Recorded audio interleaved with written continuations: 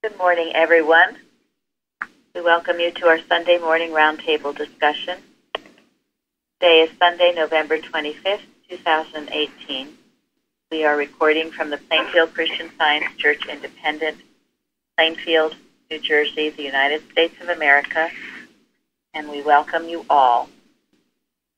We'll start this morning with our morning prayer. From the Blue Book, page 61. Father, teach me how to still the clamoring of sense and fill my place as listener, that I may hear thy voice and grow to understand thy word, and so become thy messenger. Then teach me how to banish pride and stubborn will, that I may be thy representative, with no false sense of human zeal, that every word may bless and heal when I thy message give. Thank you. And miscellaneous writings. We today in this classroom are enough to convert the world if we are of one mind, for then the whole world will feel the influence of this mind, as when the earth was without form, and mind spake, and form appeared. Okay, well, I hope I didn't scare you all away yesterday. We had a sobering Bible study. And now we will get into the subject of soul and body. We will first start with the watching point. Watch number 184. Watch lest in your effort to realize that God is love, you fail to strengthen your faith in your ability to reflect that love. Rain would do little good if people endeavored to catch it in cracked vessels. What good is love to man if animal magnetism has tricked him out of his confidence in his ability to reflect it? Man's ability to reflect love is just as real as love itself. Man is the reflection of love, and he needs only to acknowledge this fact. All there is to err is the acknowledgement of it. Similarly, with good, the acknowledgement of man's reflection of love must accompany the admission that God is love. End quote. Thank you. Any comments on that?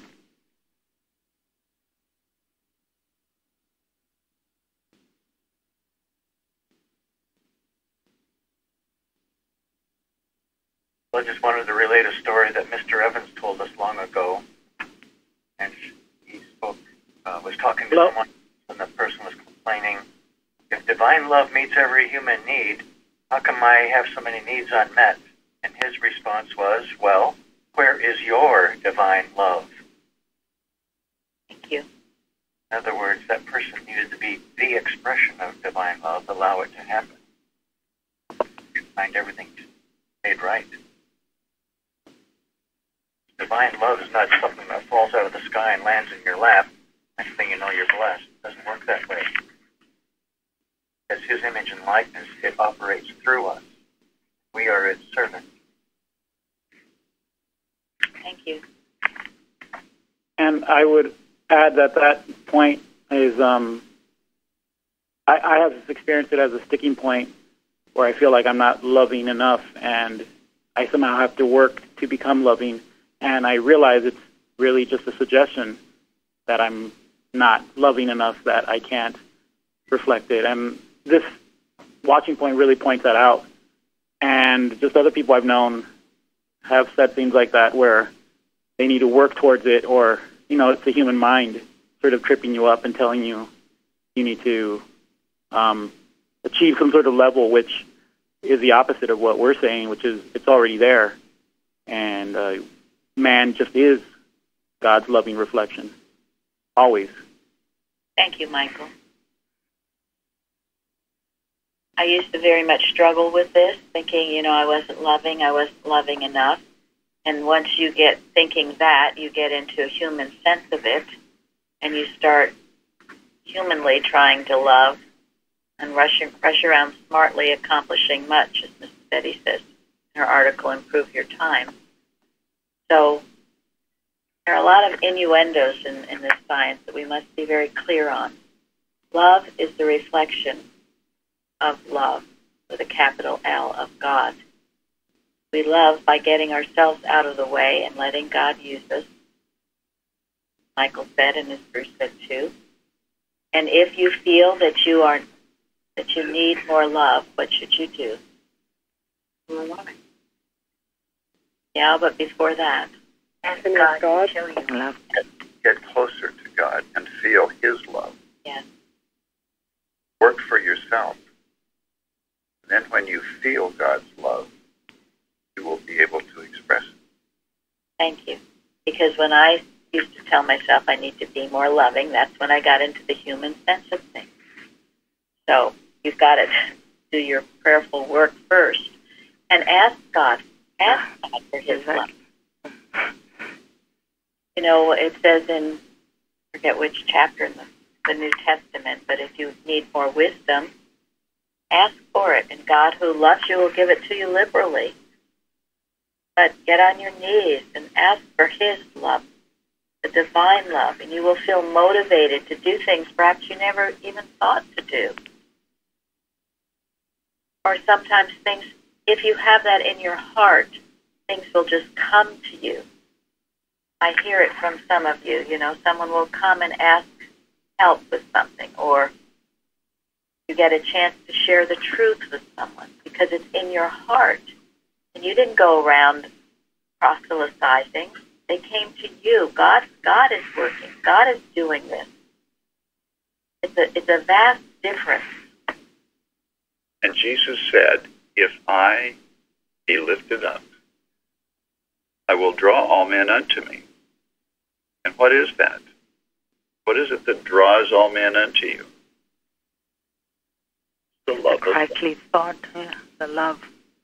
Yeah.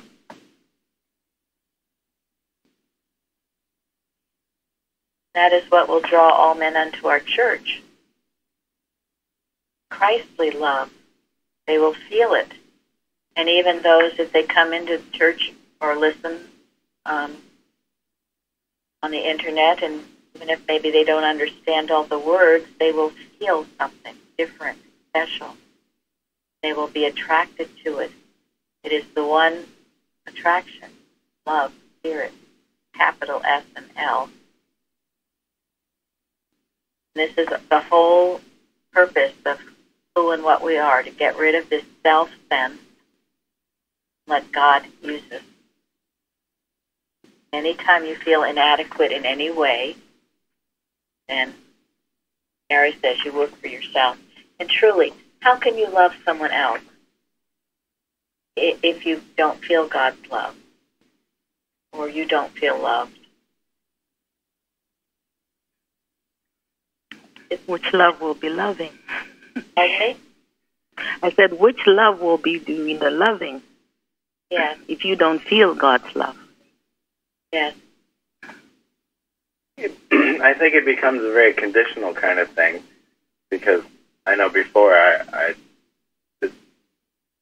didn't really know how to love people. So the love I had was, you know, if this person acts in this manner to me, then I'll act in this manner to them. And that didn't work well at all. Oh, that's because it's backwards, right? The golden rule. It's not do unto others as they have done unto you, but rather... We'd be in big trouble. do unto others as you would have them do unto you.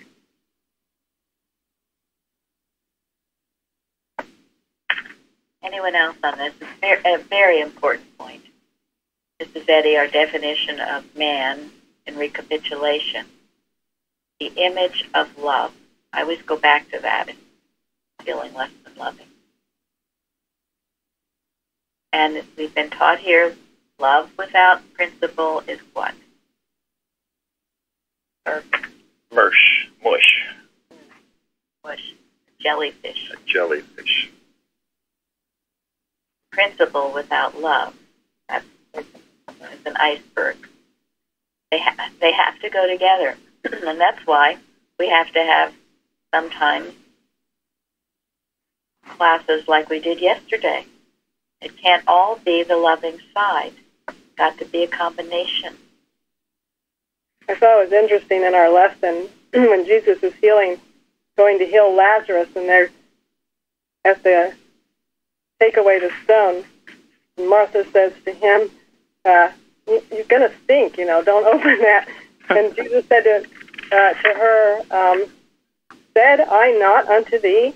He didn't say, "Oh dear, it's going to be okay," and God is love. He said, "Said not I unto thee?" I thought, wow, he rebuked the thought before he went forward. I thought that was, never noticed that before. Thank you. Very good point.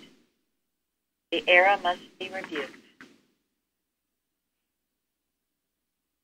We kind of combined it with the rule for motive and act, because I didn't quite understand that part about mere personal attachment. And what I finally got from that was that personal attachment is that I want this animal to live forever. So that means I'm thinking that the animal is going to die. That's the one that I really liked. Whereas one that I didn't care for seemed to live forever. And I realized that was the impersonal love, where I wasn't actually malpracticing on that animal because I wasn't afraid that I thought the animal was going to live forever because I didn't like it.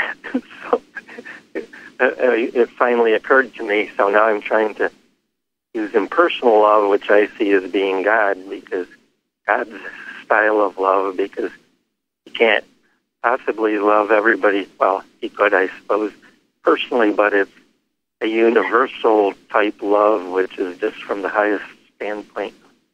It's impartial, right? Well, thank you, Mike. That's good, and people can feel that way about other people as well, because they want.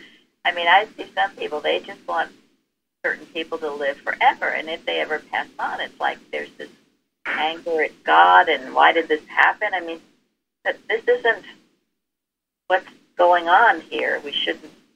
Those are feelings we need to deal with. Or the other way, you can't wait for someone else to die because you don't like them. I mean, that's horrible. Both are forms of malpractice. As you brought out, it's malpractice to think that they've died in the first place. And that's what this lesson says about Lazarus. Jesus knew that Lazarus had not died. If he had thought he died, he couldn't have brought him back the way he did.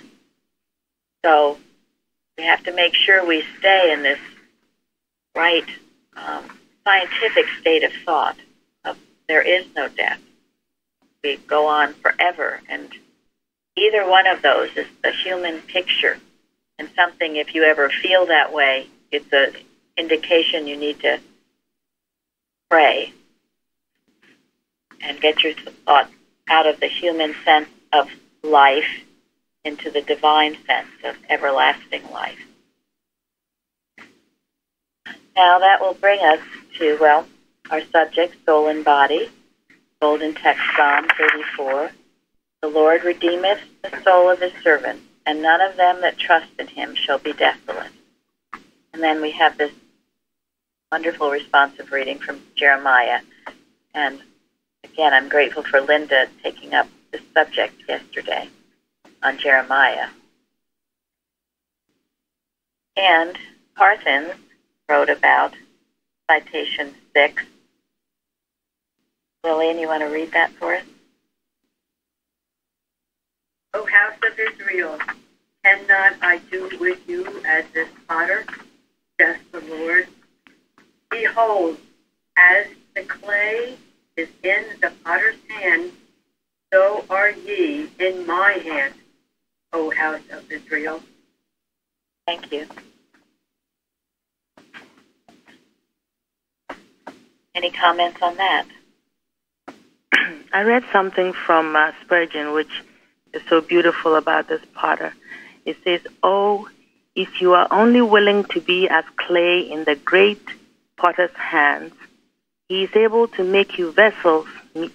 If he is able to make you vessels meet for the master's use, the use may be very varied, and the vessels may differ in form and beauty.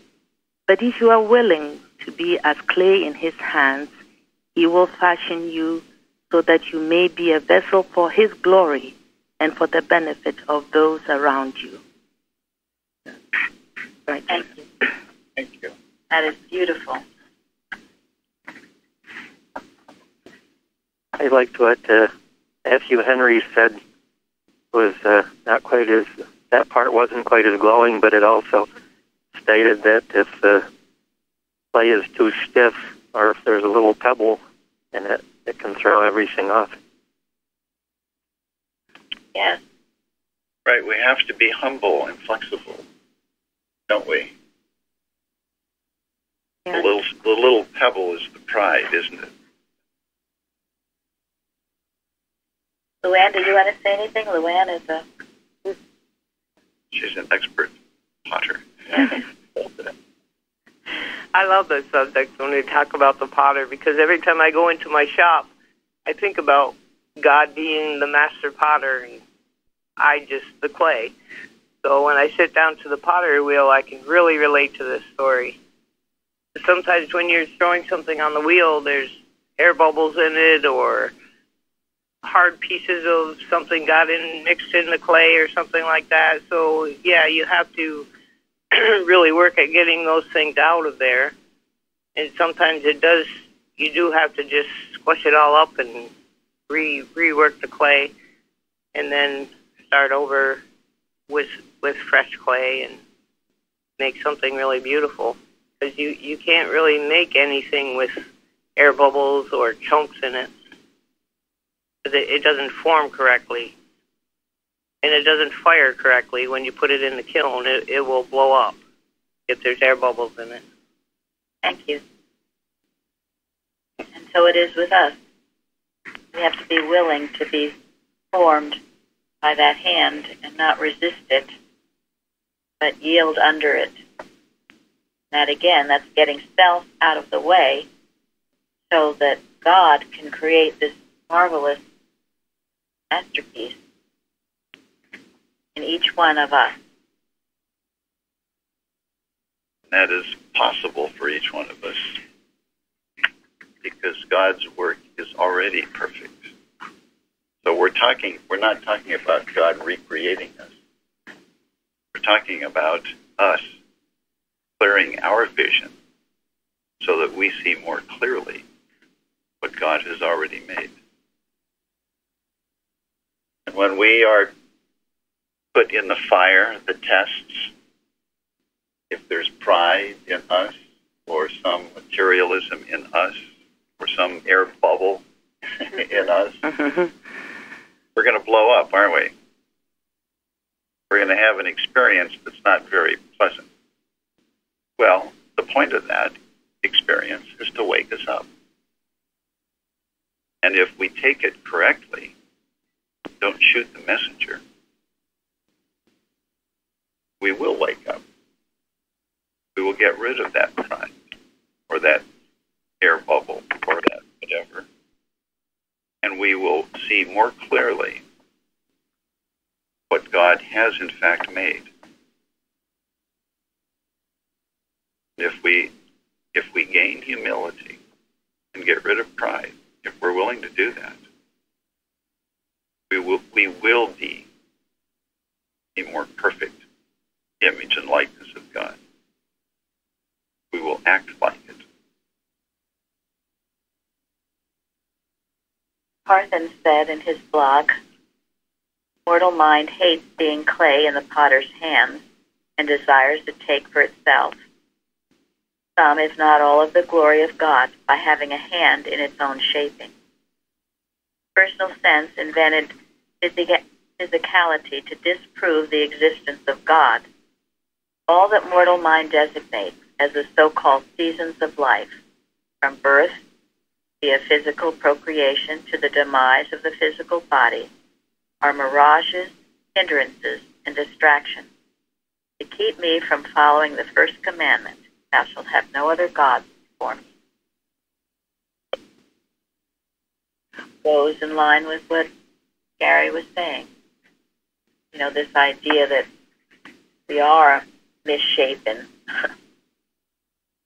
pieces of earthen vessels. We're not. But we must see it correctly, see what God has created correctly, put it all in focus. Parsons also mentions a wonderful article, which I all mentioned to you, I know it, and that is Mrs. Eddy's article on age and the necessity of spending hours daily uninterrupted on prayer, on aligning yourself up with God so that you go forth in the day being a blessing with power and not a fearful mortal bumbling around, but you go to your source, take from Him, and wonderful things happen. Also, I was quite pleased because a lot of my favorite articles were mentioned in the forum this week, and I keep them all in my old Bible that I have. One was age, another one was sight by A. Kroger, that one was referred to by Barbara. And in that article, it also refers to the importance of first commandment and obeying it. If any of you haven't read that article or are familiar with it, it is on our website.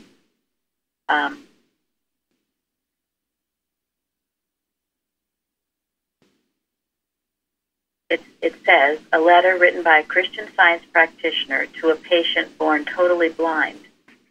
This letter brought complete healing to the patient after having several months of treatment.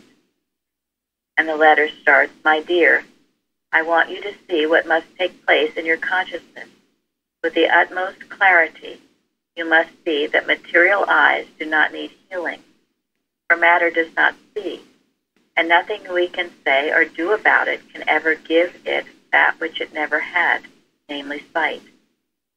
What must be cast out is the lie about the truth, namely that sight is material, not spiritual. You may rejoice that you have come to the point in your journey from sense to soul, where divine love is forcing you to lay hold on what Mrs. Eddy says in Science and Health. Metaphysics resolves things into thought and exchanges the objects of sense for the ideas of soul. And then the cause of all loss and suffering is not because matter is diseased, but because of the breaking of the commandment, thou shalt have no other gods before me, Spirit. Keep the first commandment. Separate sight from matter. Restore it to mind where it belongs, and all fear and suffering depart. There is a misconception about soul and body that they're two, right? Spirit somewhere off in the ethers, and then you've got this material body. And it is simply not the truth. We had an article, which I'll have Bruce read, by Peter V. Ross. It was on the carousel. It was excerpts from Leaves of Healing. You want to know how mind can rectify bodily conditions? This is easy enough to understand when you recognize that you are mental throughout. You may try to separate yourself into soul and body, ascribing all intelligence to soul and none to body. But the fact is, soul and body are one. They are both mental. Body is the part of soul, or to use the new word, consciousness, which is cognizable to material sense, but it is mental. This is why it talks to you so much. Stop regarding yourself as both soul and body. Stop using the expression body at all, if you like, and regard yourself as consciousness. then it is plain why a change in your thinking will result in a change in what you have been calling body. For body is part of consciousness. Get the fear out of mentality, therefore, and you get the wobbles out of body. That is fun. I mean, isn't that wonderful? It makes it so simple. So it's always consciousness. Eddie calls body the embodiment of right ideas. What are you thinking? And I've mentioned it before, but Carpenter says, if you're having a problem, any kind of problem with your body, it's a red flag saying you're malpracticing on yourself. Maybe you're going around and around with some fears or negativity. Sometimes it's been a bad habit. You don't even know you're doing it. And if you don't get it, if you don't wake yourself up mentally, your body is going to say, stop. Then sometimes you got to take a good look. So listen and be wise. Be aware, mindful, always, living in the present. What are you thinking? What thoughts are you accepting as real? And do you want these thoughts manifested on your body or in your life? It's a good question. That'll pour a bit of cold water on your face. Do you want where your thoughts are? Do you want to go where that thought is taking you or not? Day one with the Father. This is why we do the prayerful work that was mentioned. I and my Father are one. Father that dwelleth in me, he doeth the work, and the Father hath not left me alone. Keep that in your consciousness all day. You can't veer off. And then, another one of my favorite articles is Body by Mrs. Eddy. And I will have Gary read the paragraph.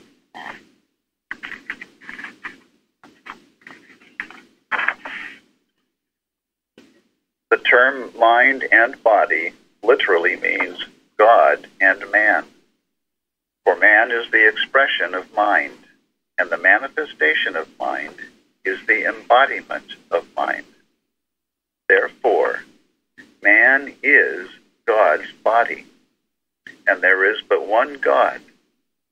Body is therefore the aggregation of spiritual ideas, forever controlled and governed by the law of life, harmonious and eternal.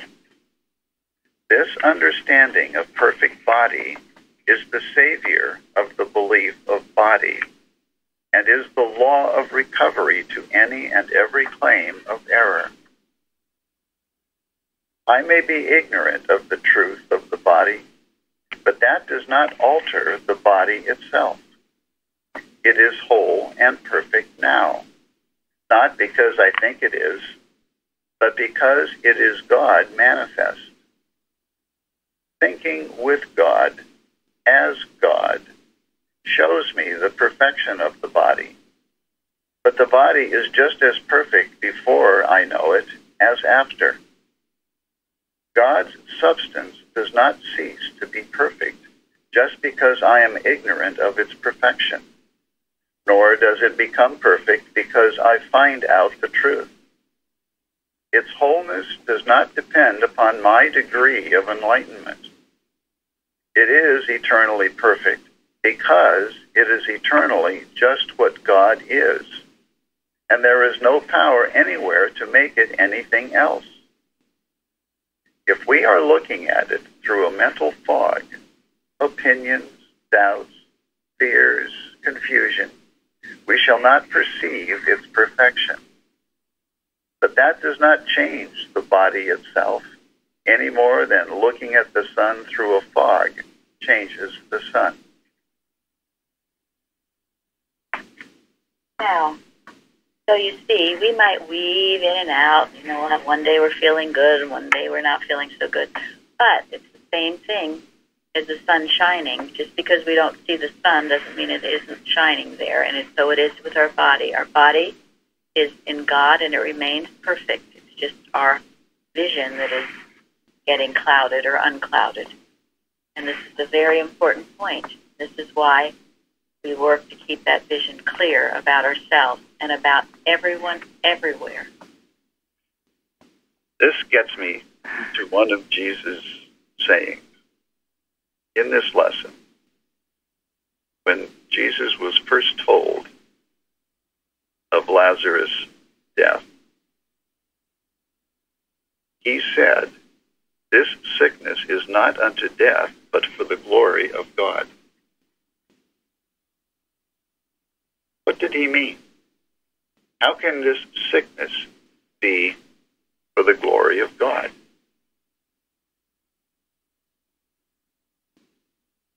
To prove the perfection of God, it hasn't changed. To prove, yeah.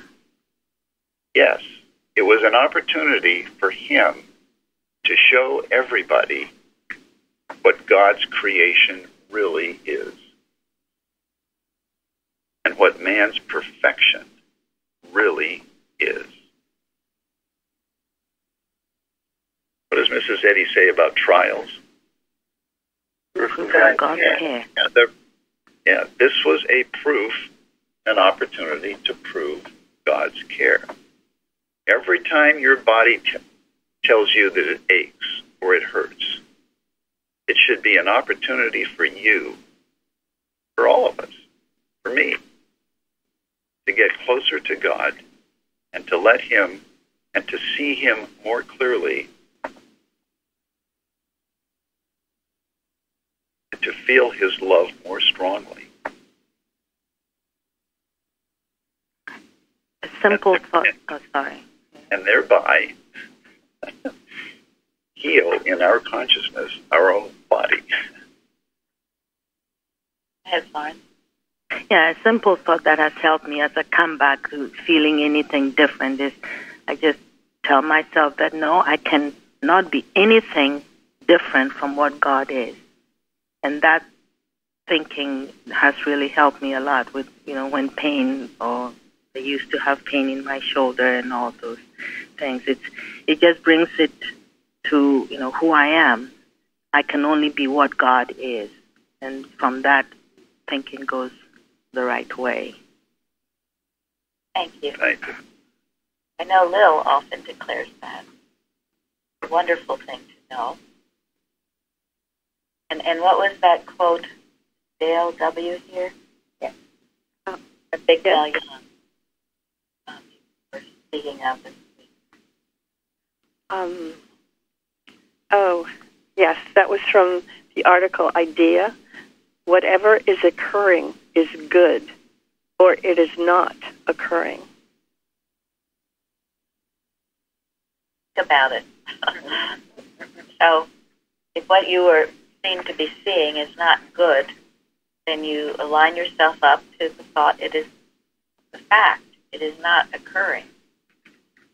Call it whatever you want. Poor vision, fogginess, the mist is rising up. Get it back into focus. Or like what Patton says, call it mirage, hindrance, or distraction. Yes. So, call it whatever you want. It's trying to get you away from the first commandment. Thou shalt have no other God before me.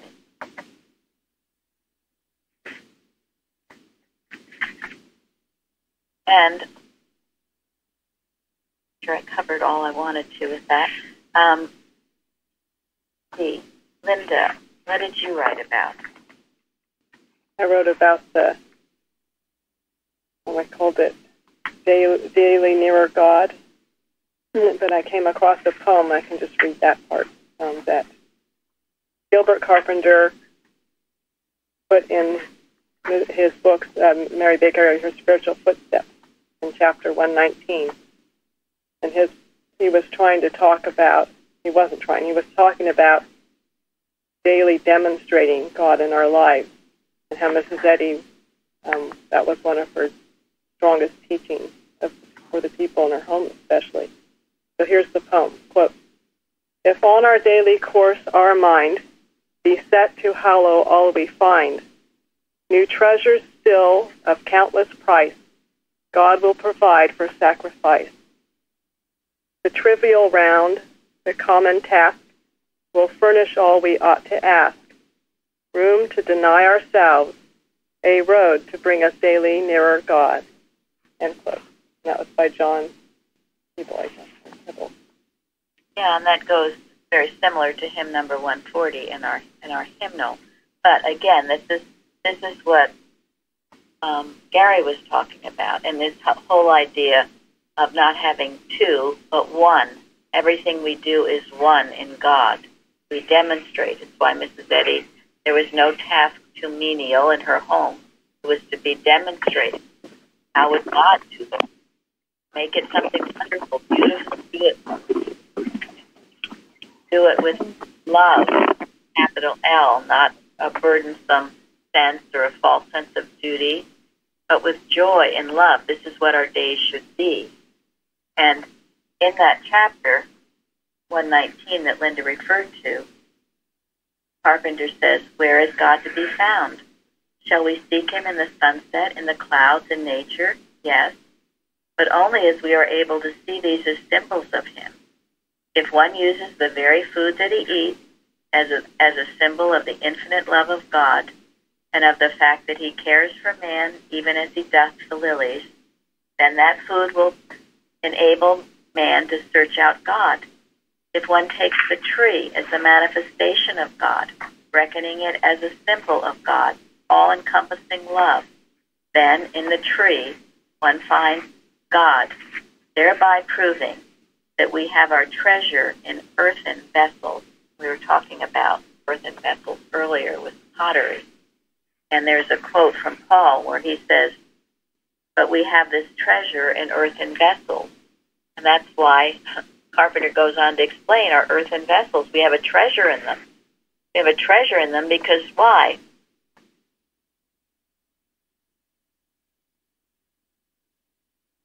Should we be seeing in them?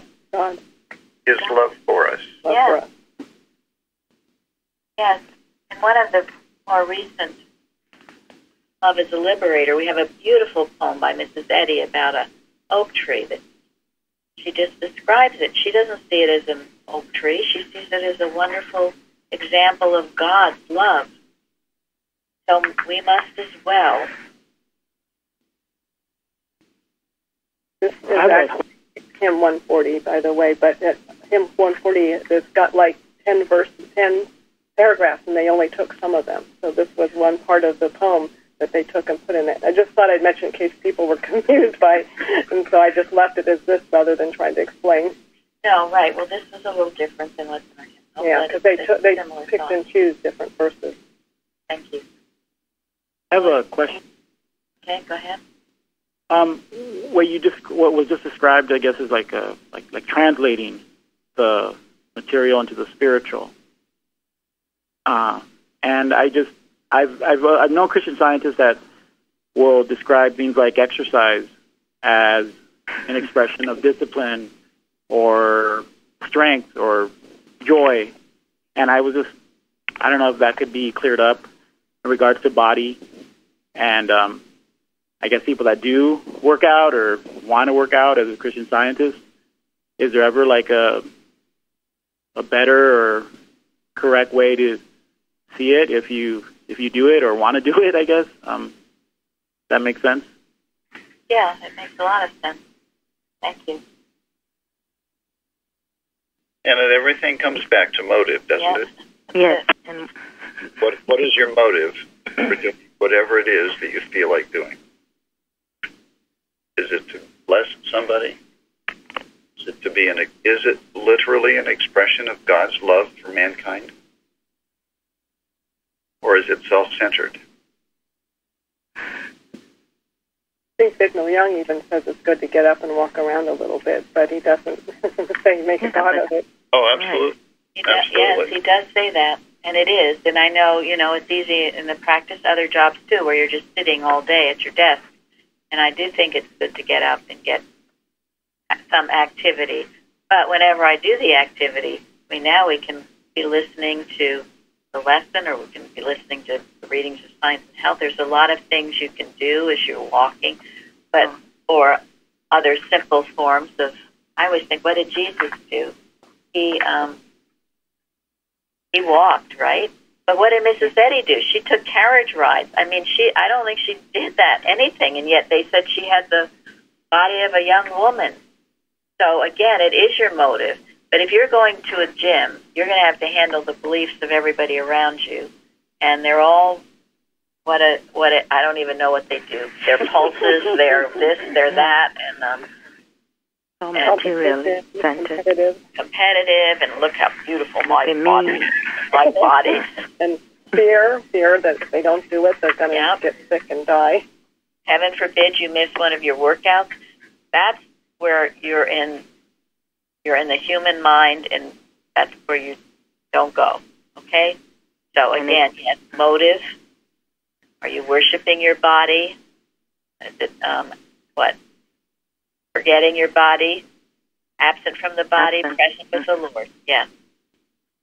So and how much time is that taking? How much time is it taking? Yes. If you take a walk to see the beauty of God and enjoy the nature of God, then that's different. And you can pray. There are a lot of things that are kind of mindless that you can do. Bike riding, somewhat mindless.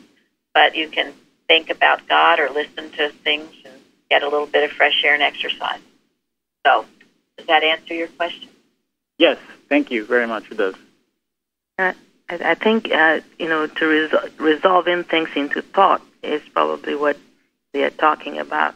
But it's when we resolve things into thought, is to bring it closer to God, what God is. It's not, the other way. Yes. You don't willfully say, and now we can get into Jeremy's forum. Jeremy. Could I just say a quick thing, please? Okay. It reminds me of a beautiful testimony from last winter where an individual shoveled the whole driveway of heavy, heavy snow, praying the whole time, and had absolutely no ill effects from it. So, as you just pointed out, if that time exercising, if a person's mind is on God and prayer the whole time, I mean, you can work on the world, you can work on strength for the whole world, etc. Thank you. Where your thought is, what you're doing, thinking, praising God. All right, Jeremy. Well, I ended up just looking up the term soul and body and found this thing from Bicknell Young. And I thought, at first I was just reading it, and then I realized I had to share it because it was just such a excellent delineation between what Christian Science healing is compared to New Age. And it also really helped me, although it took a day for me to get the next part. But did you want me to read it? Or? Well, there are a couple of things I'll bring out, but I didn't want you to go upstairs before we talked about it. So he first brings out, Bicknell Young talking about this, is this idea of visualizing. But here arises the question, how far thought may be permitted to visualize the results of treatment? Then he answers it, and he said, in answering this question, it is well to first observe that it would be obviously erroneous mentally to behold or to be conscious of no improvement or no results of the treatment. Science and Health, the definition of mind says, quote, deity which outlines but is not outlined. Now, this is no expectation, okay? Here we're talking about visualizing because we say in old age, we say in New Age, excuse me, you make your vision board to picture what you want. Okay. One thing in science you don't do is expect no healing. You see yourself miserable, sick, poor. That's how you're visualizing yourself. No. Okay, no. And then he goes on to say, when Jesus commanded Lazarus to come forth, he unquestionably exercised the prerogative of mind in outlining the event. He knew that Lazarus would come forth, even the self-same Lazarus. The attempt to outline the results of divine action is objectionable only because human thought however much improved, can only imagine what the divine effect might be. But when mind is actually demonstrated, or speaking more accurately, actually demonstrates its own presence and power, then the healing may be mentally visible, even before it is humanly apparent. Now, so, visualizing. Your expectation should be from God, shouldn't you? Open your thought up. Don't think you're never going to get healed. Don't think you're going to be poor all your life, or sick all your life, or miserable all your life. Raise your consciousness. Expect good. But then, he's saying here, don't get too specific, because you don't know what great good God has for you. Leave it to God. God will bring his presence and power. He will make it manifest. And that's usually a lot better than anything you might have been trying to think about. The other way is willful manipulation. Yes, it is. Telling him what it's going to be. Yes, yes. And the other way, I think, is really starting from something is terribly wrong. Now I'm going to change it by my visualization. Whereas perfect God, perfect man, as in science, we begin rightly with the right thought that good is here already, and so that becomes the experience. That's the difference, I think. Right. It's the difference between visualizing the human objectives versus expecting to be what God made. Yes. That's a huge difference, even though it seems maybe to some a small difference, or it can be misconstrued in some way, but it mustn't. This is never about us and what we want. This is about establishing God's kingdom on earth. His will be done, which is always good. So then, Jeremy, what did you write about?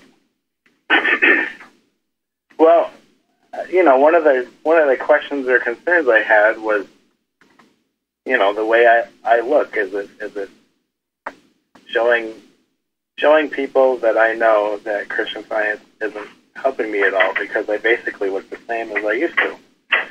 So the thought that